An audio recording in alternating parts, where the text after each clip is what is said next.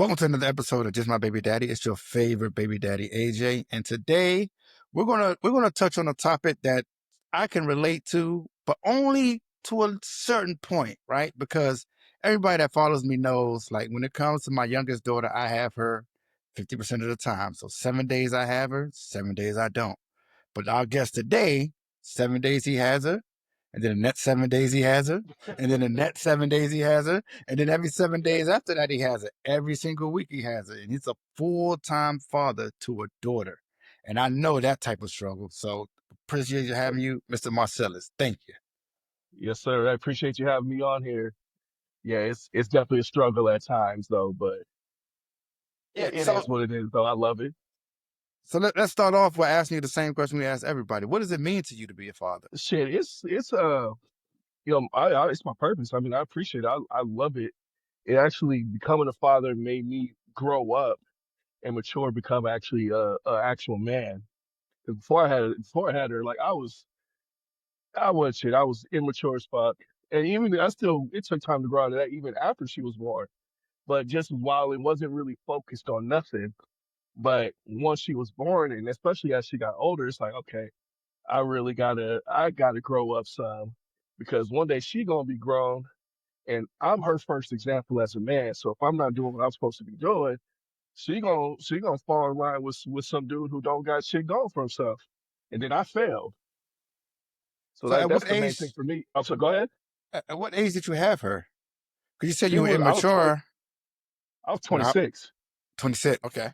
Yeah, 26. I was working in the gym too, not the greatest environment. I mean, I was as far as like professionalism and all that, it's a laid back environment. I'm already a laid back person.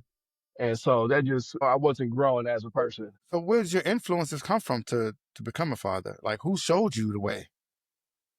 Shit, my dad. But so it was different for me. So my dad, he grew up without a dad. So for him, for being a father was just being present, being there, make sure we had a roof over our head, clothes, food to eat, and being there because his dad wasn't there. So I knew as far as that aspect, holding down the household, paying the bills, make sure I knew all that. That was easy. Like that kind of that was natural.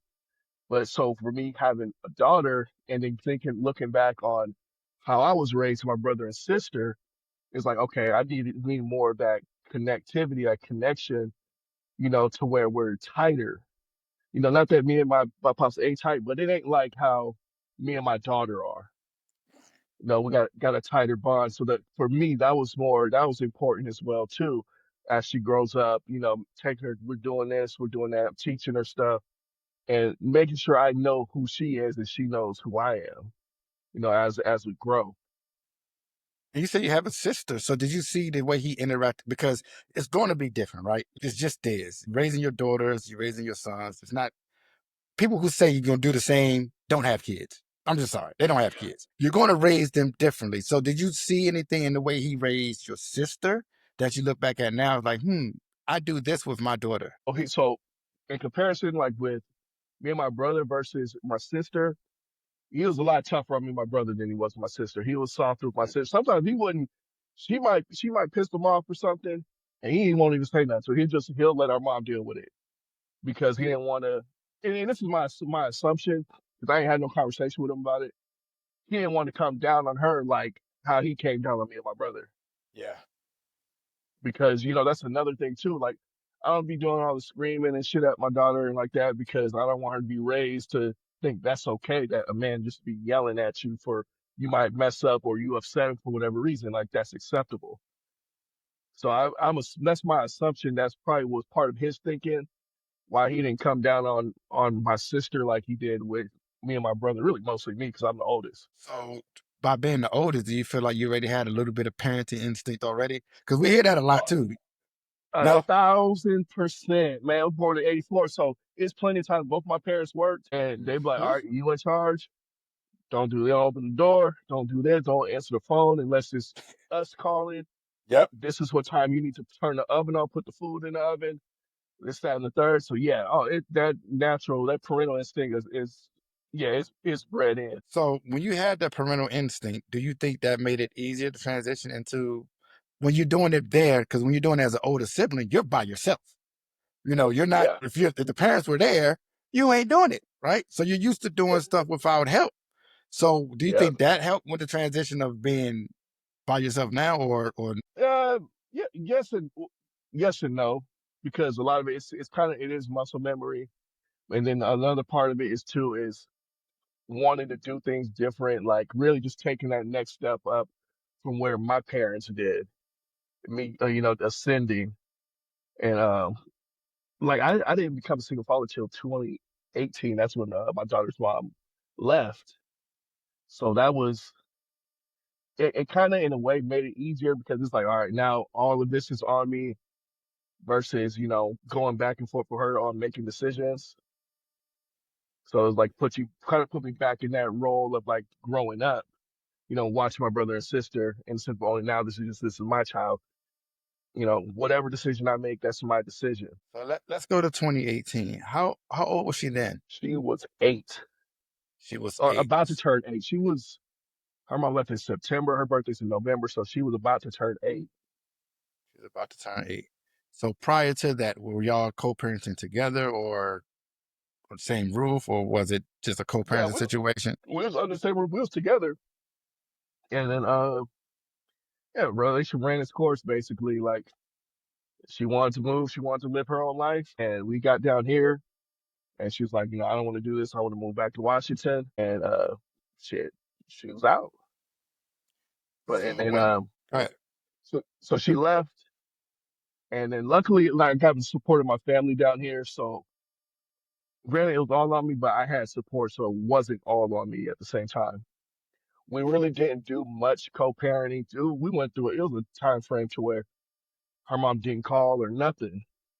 Was living her life and shit like that. And I just was working, making sure my daughter had what she needed and trying to raise her as good as I can without, her really trying to take her mind off of her mom's not here.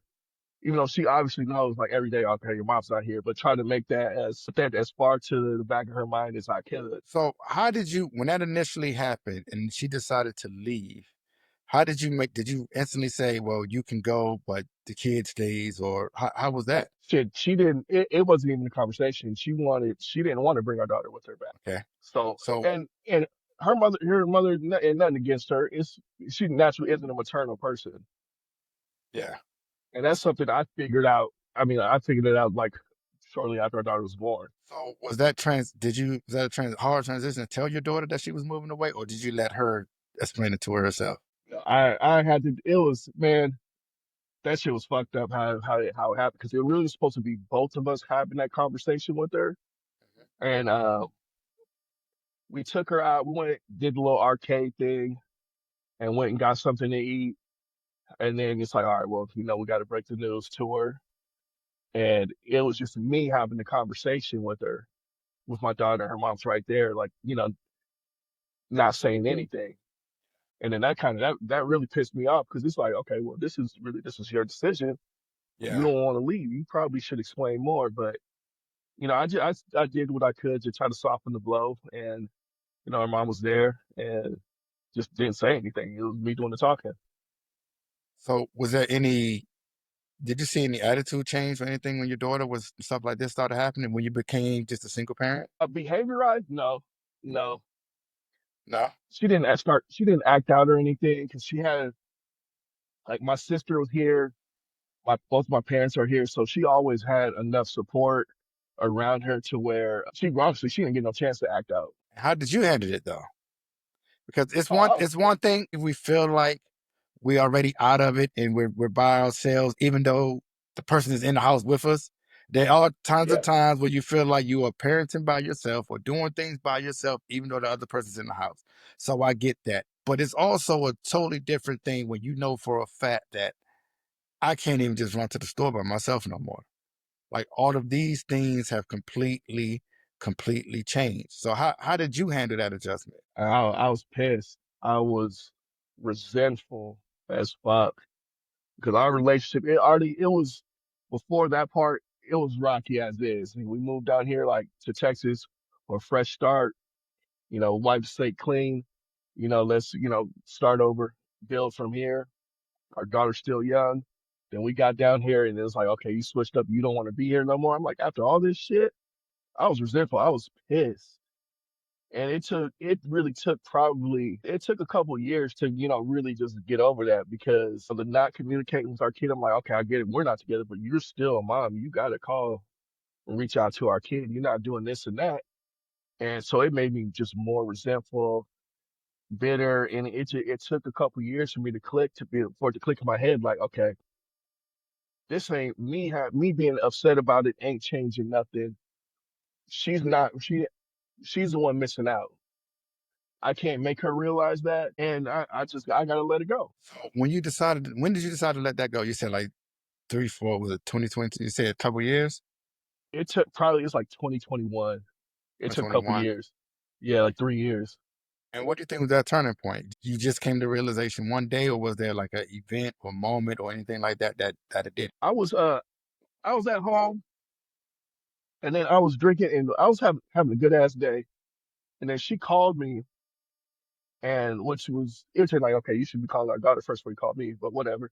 She called me, started an argument of nothing. I'm like, I don't even know what the fuck you are on. I ain't talked to you in a few days or whatever the case was, and you're coming at me with all this bullshit. And then I was like, you know what?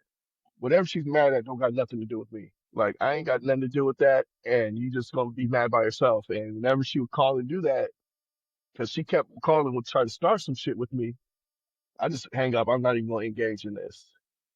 And once I got into that state of mind, I was able to actually start progressing and moving forward. And really, a part of it too is I had to stop drinking because I would. That's a part of my trying to get over shit, numb stuff. I would just sit and drink. Be sitting, I'd go through like a pack of cigarettes, go through a fifth and a six pack, just at home, just sitting and drinking. And once I stopped drinking, all like everything started lining up. Like, you know what? She's mad at whatever she's gonna be mad at. She could be mad over there. She's in a whole nother state.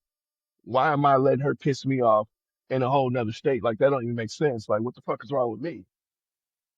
Yeah, And I then once remember. that clicked, Go ahead. I'll go ahead. No, I because that's like a flashback because it sounds like me in around 2018 when everything just fell apart and I was living down in Charlotte and I stopped drinking for almost a year around 2017, 2018 because I realized that I was highly depressed. I was missing my children. I was upset and me and having that and my alcohol mixed in, it's not a good combination.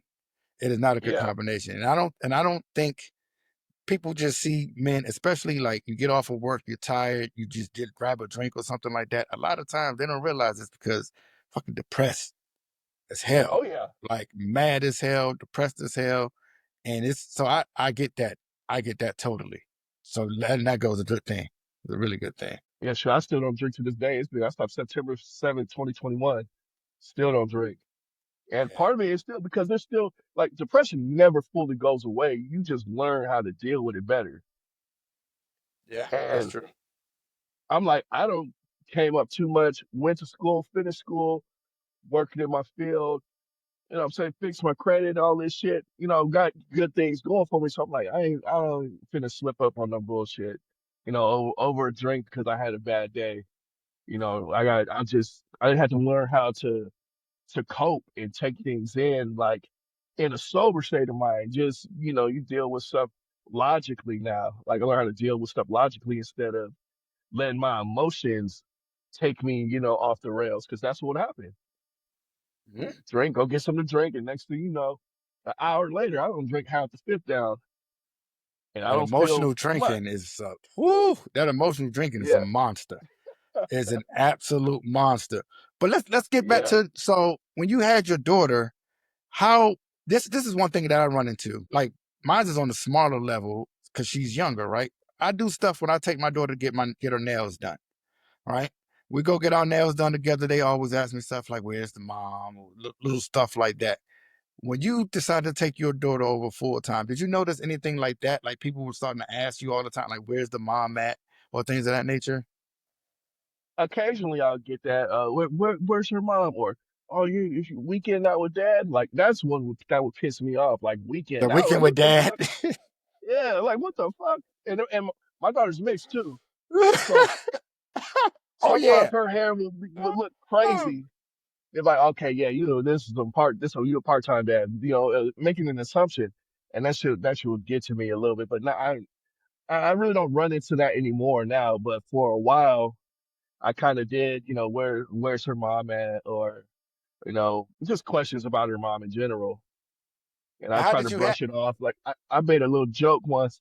I was like, someone's like, oh, so where's her mom? I was like, oh, she's no longer with us. They're like, wait, oh, she died. I'm sorry. I'm like, oh no, she's not dead. She's just not with us.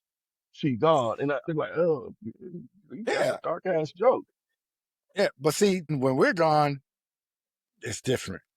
It's different the way because I don't think they keep getting asked, where's the dad? Where's the dad? Where's the dad? We get asked this, or I knew I do. When I go to little stuff like going to the store, like, oh, you with your daddy? Your daddy weekend? Like you said, like that's just ridiculous. It is Yeah, absolutely ridiculous. Like we can't, like, of course I could be with my child by myself. I don't babysit. This is my child. I can yeah, handle being with my child by myself. But I'm gonna be honest. There are certain things I just can't handle just as a dad. Like you said your daughter's hair. That's a struggle for me. That's a struggle for me.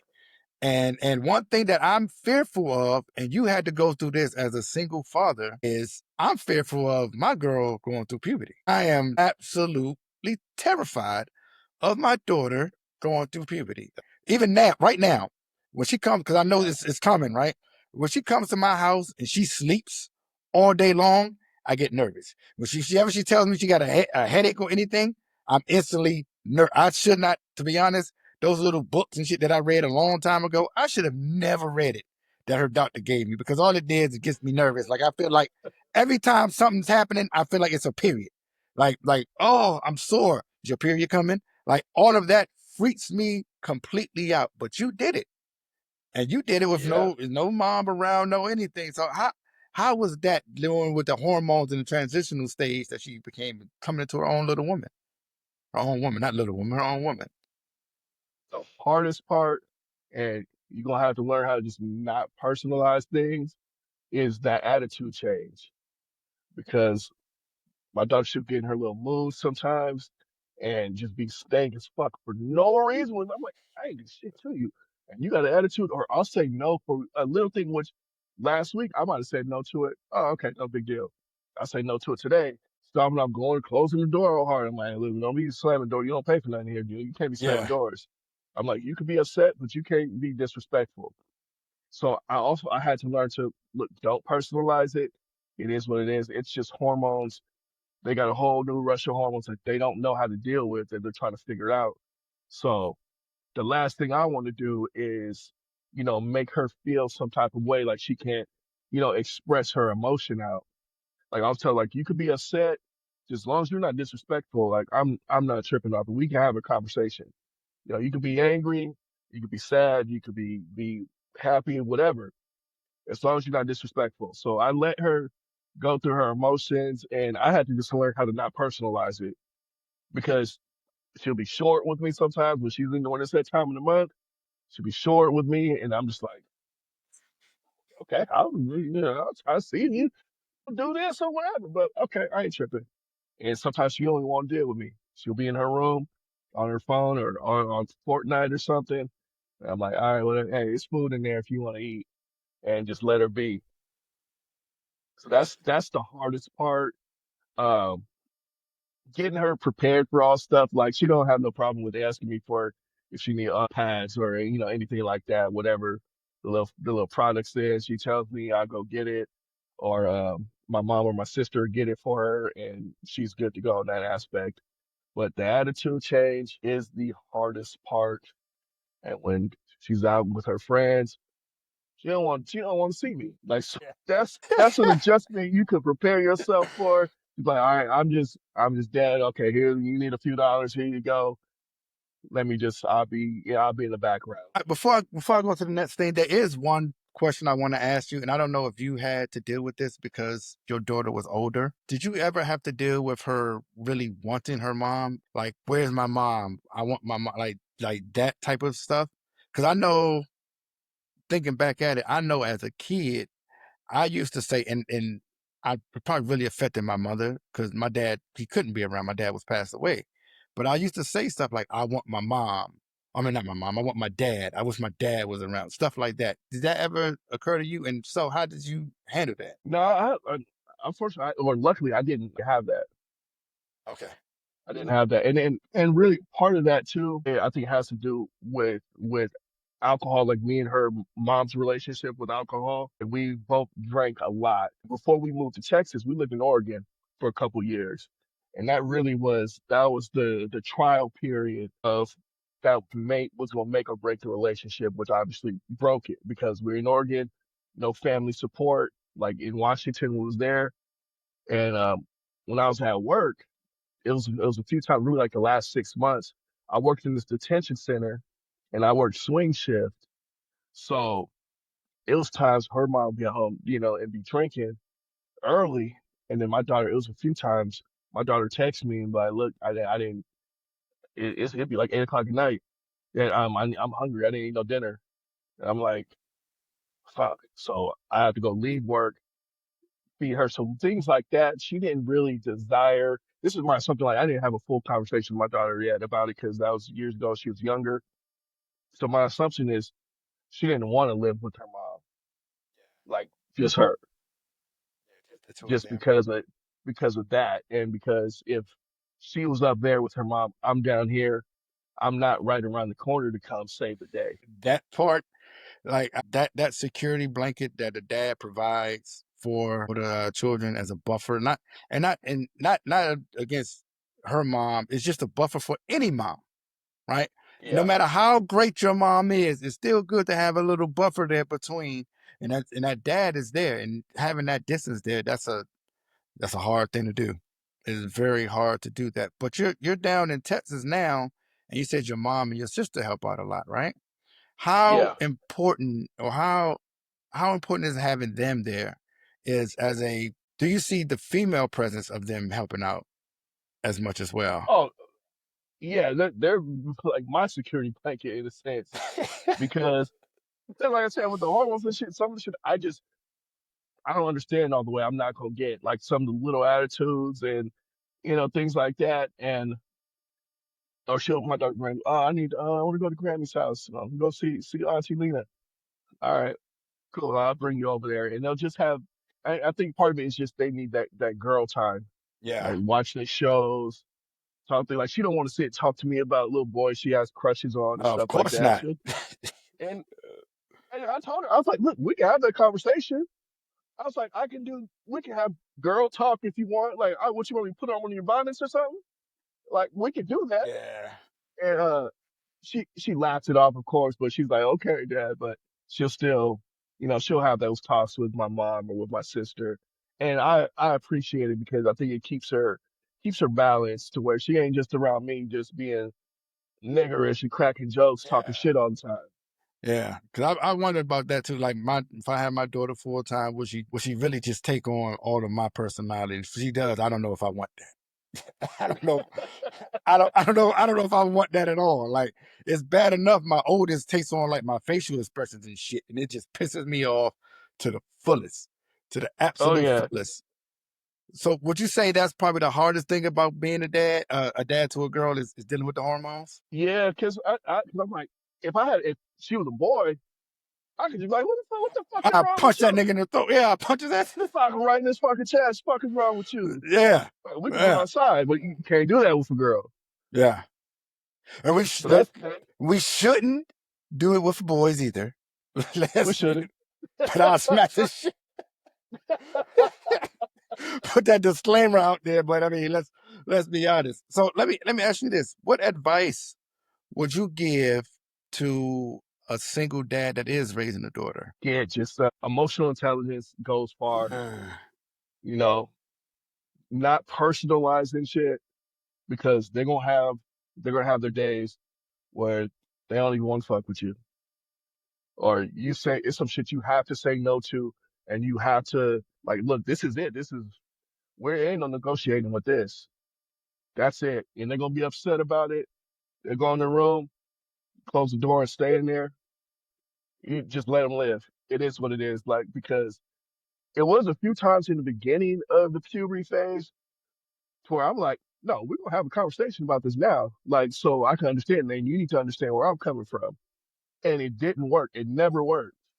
But once I started giving her some space and letting her balance out, let her calm down, she always comes back around every time. There's a times more than enough time that I know it's still gonna happen again. She'll be pissed off at me about something I said no to this, or she's just on her period, she's bleeding that week, and she ain't fucking with me, and will have an attitude with me, whatever. I'll just give her space, and then the next day, sometimes like an hour later, she's back coming back around, be right up under me. Oh, can we go do this? Let's what's for dinner? Blah blah blah. So it's ups and downs with it, but as long as you stay even keel, don't personalize none of that. Especially if they're not being disrespectful, it really ain't a big deal. It's just emotions, and emotions they gonna pass through. It's like water. It's like a river. It's gonna pass through. Yeah. So you've done a lot for your daughter, right? You've sacrificed a lot. You've moved on from Oregon to Texas. You made sure she's got, family around. She has your mom, she has your sister. So you've done a lot for her. What would you want your legacy though to be as a father? Dude, Hannibal always figures it out.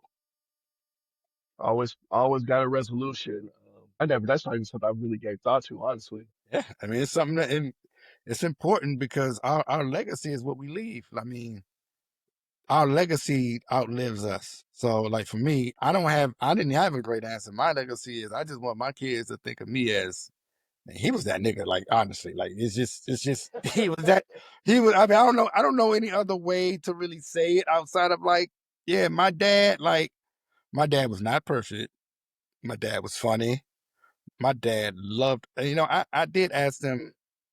It's funny because I did ask my kids. I asked them like, what do you? If I asked Aubrey, if I asked you, what does Jet like to do? What's most important to him? She says playing PlayStation. I said, Jet, what does Aubrey likes to do? She sees it as like playing Switch or being on YouTube. And I asked them like, what do you think dad likes to do best? And that answer was, just spend time and love their kids. And I was like, man, y'all motherfuckers want some money from me. But I love the answer though. I loved it. Yeah, Like and it's true. Like that's what they are my everything. And it's my legacy will be the greatness in which they leave because I feel like my kids, all of them are amazing. All of them are going to do great things. We'll keep them on the right path. Now, my youngest one as well. She's just we got to work on her attitude a little bit. It's early, but we're gonna get that in line. And once we got that, we all good. But yeah, it's legacy is important though. Legacy is important. I would because if one thing for me, the fact that I care about my legacy as a father helps me on my day to day so I don't slip up because I don't want to do anything that will leave a tainted image of me in my children's eyes ever. And so if I yeah. want to be that guy, I got to be that guy at all times when they're with me, when they're not. So it's a driving factor for me is to make sure that my legacy, if I said I want to be that, is that I am that. And I want to make sure I leave them some money too. So I'm working on that part as well. Oh yeah, that's why I take my ass to school. Like I can't leave her with nothing, or just be just skating by. Like I want to show her more than what I was shown. Each generation I feel like gotta elevate. Well, I can tell you what was good for you is you did it while she was around. She was alive. She's seen the work that you did. She saw all the stuff that you've done. If no one else tells you, you've done an amazing job. Like being a single father, sometimes people don't really understand. And I don't want to demean single moms at all. The only reason why I say they don't understand single dads is because we don't talk. And I ain't even gonna say we. Let me not say we, Yeah, because I'm not a single dad. I'm a dad, that's single, but I have support. I have help from the mom, both sets of moms, right? So I don't consider myself a single, but we don't. there's not much conversation about it. You hear about the struggle single moms go through. You hear about it all Yeah. the time, but you don't, because they talk about it, and I don't want to say they use it's not for sympathy or anything like that. It's just a topic of conversation. Whereas when we have these children and we be by ourselves, man, they say all the time, they say a woman can't raise a boy, can't raise a man. Well, you're doing the best job of a man raising a woman, and that's an amazing thing. So I appreciate your time, bro. I really do, Oh yeah. and I know your daughter fully appreciates all that you've done for her, even if she's got the attitude, even if all of that. It's I hear it all the time, and it'll probably be around 21, 22 when it slows back Yeah. down. After somebody piss her off or breaks her heart or something like some shit like that, and she's gonna come back to daddy. Yeah, Oh yeah. realize Yeah. daddy's She been gonna right she the gonna have whole to learn some time. lessons on her own. So she'll come back around to where like she's a kid, that pre-puberty daddy's girl again. So I know that's coming, and all I could do is prepare her as much as I can for the future. Like she's gonna be a freshman in August when school starts down here. I got one of my favorite books is 48 Laws of Power. Really just helps keep you more in a logical mind state. So I just got her reading. I had started her today. Just pick one chapter out of it. Like you need to read this, apply this in your brain, so it'll help you be more logical with how you move and how you operate. Like if you embed this into your head now, I was like, I don't want you to read the whole book straight through because you're not gonna learn what you need to learn. So I'm gonna pick out these chapters for you. We're gonna read it and we're gonna talk about it. But you embed this in your brain, high school's gonna be easy for you. College is gonna be easy for you. You're gonna know how to deal with people a whole lot better. Like your relationships with people is gonna be a lot smoother for you because you're not gonna be solely running off just the emotion of how someone makes you feel or how okay this person they cool they coming in with this energy or whatever the case may be. You're gonna stay in that more logical frame. So just trying to get her as prepared as possible. I told her I was like, you're gonna be a cerebral assassin by the time August comes. By the time you get back to school. Yeah, my daughter goes to middle school, so these transitional times are something to prepare for, something to do. Oh yeah. I might give my son a book, make him start cleaning up my house, give him 12 years a slave. That motherfucker just Or let my do it old school. I don't know if your mom did this for you, but like my parents, when they would leave for work, they'll take out, the back of the envelope and write out, all right, you need to do this, this, this, and this before we get home. And have that whole list out. And if that shit wasn't done, then most I might have to do is take out the chicken out the refrigerator. But that shit better be done though. It better be yeah, done. yeah, I definitely Oh, had that on the list with a bunch of chores and shit. yeah. Well, and now we get to do to our kids. Yeah, I appreciate it though. oh for sure, it was a pleasure. Is the episode of Just My Baby Daddy podcast. I know you liked what you saw. So what I need for you to do is go back and look at past episodes. Make sure you like, subscribe, and share our YouTube page, Just My Baby Daddy Podcast. And you can follow us on all social media at Just My Baby Daddy Pod.